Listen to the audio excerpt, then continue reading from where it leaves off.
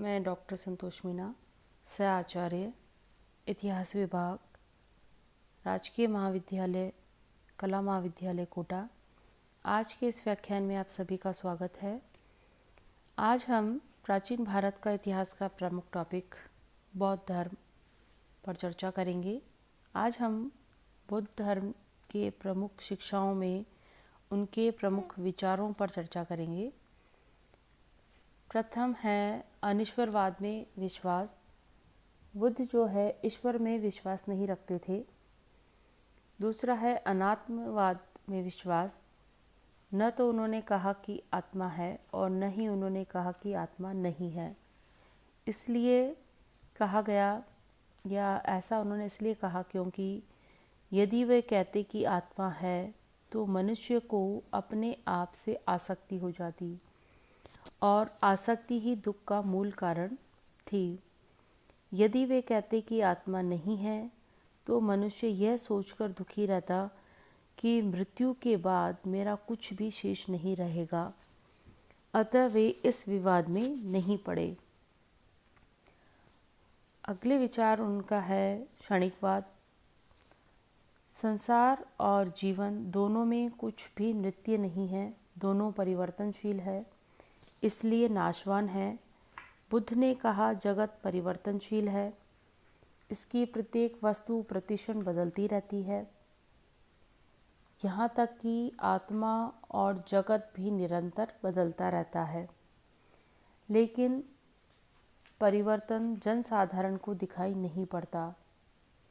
ठीक वैसे ही है जैसे नदी का प्रवाह प्रतिक्षण बदलते रहने पर भी पूर्ववत ही हमें प्रतीत होता है। नदी बहती रहती है लेकिन हम सोचते हैं कि वो एक ही है, लेकिन वो हर क्षण बदलती रहती है। अगला सिद्धांत है इनका कर्मवाद।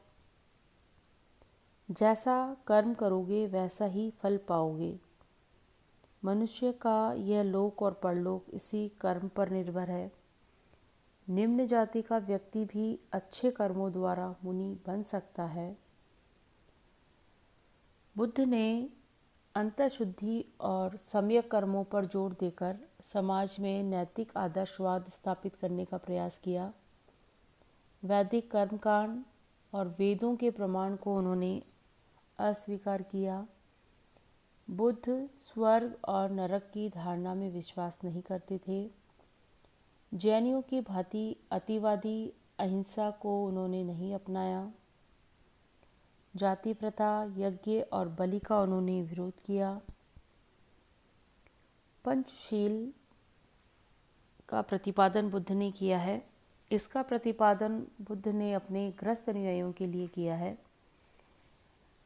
इसमें सर्वप्रथम है किसी प्राणी को जान से मत मारो।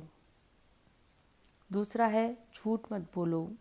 तीसरा है नशीली वस्तुओं का प्रयोग मत करो। चौथा है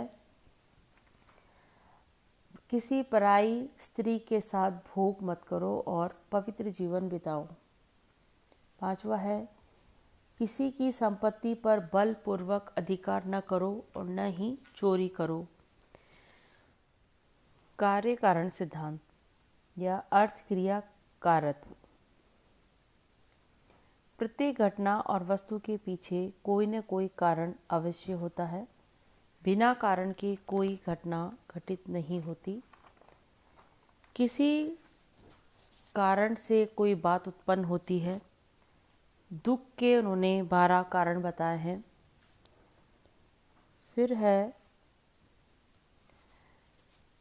प्रतीत्य समुत्पाद या द्वादश निदान।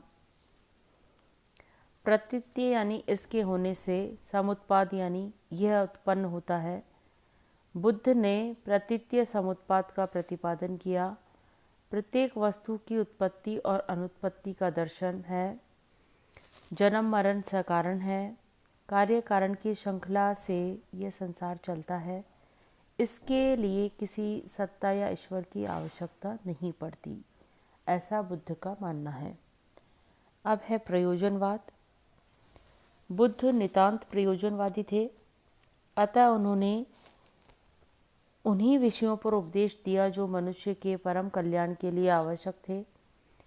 लोक, जीवन, जीव, परमात्मा संबंधी अनेक विवादों को उन्होंने व्यर्थ समझा।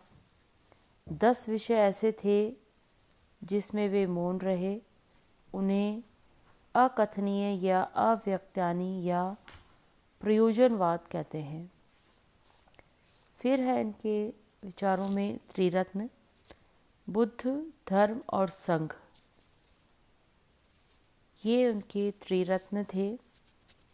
बौद्धों के अनुसार निर्वाण इसी जन्म में या इसी जन्म से प्राप्त हो सकता है, किंतु महापरिनिर्वाण मृत्यु के बाद ही संभव है। भिक्षु वर्ग को संगठित और संयमित रखने के लिए बुद्ध ने बौद्ध संघ की स्थापना की थी। तो इस प्रकार बुद्ध धर्म की शिक्षाएं समाप्त हुई। बौद्ध साहित्य को हम 3 भागों में विभाजित कर सकते हैं: विनय पिटक, सुत्त पिटक और अभिधम्म पिटक। पिटक का अर्थ होता है टोकरी। विनय पिटक, इसमें बौद्ध भिक्षुओं और भिक्षुणियों के बारे में अनेक नियमों का वर्णन किया गया है। सुत्त पिटक, इसमें बुद्ध के संवादों का संग्रह किया गया है। इसमें बताया गया है कि निर्वाण कैसे प्राप्त किया जा सकता है। इसमें बुद्ध के पूर्व जन्म की कहानियों और कार्यों का भी वर्णन है। सुत्त पिटक के 5 भाग बताए गए हैं: दीर्घ निकाय, मध्यम निकाय, संयुक्त निकाय, अंगुत्तर निकाय और खुंदक निकाय। इसमें बौद्ध धर्म के विभिन्न अंगों, विश्व की उत्पत्ति, जाति व्यवस्था की कृत्रिमता, निर्वाह प्राप्ति के साधन, पुनर्जन्म, आत्मवाद, आत्मचिंतन आदि विषयों का विवेचन किया गया है। अभिधम्म पिटक, इसमें आत्मा, परमात्मा, निर्वाण इत्यादि अनेक विषयों पर दार्शनिक रूप से बहस की गई है। बौद्धों के अधिकतर ग्रंथ पाली भाषा में हैं, परंतु बाद में अश्वघोष इत्यादि ने संस्कृत भाषा में भी ग्रंथ लिखे हैं। तो इस प्रकार ये व्याख्यान यहीं समाप्त हुआ। धन्यवाद।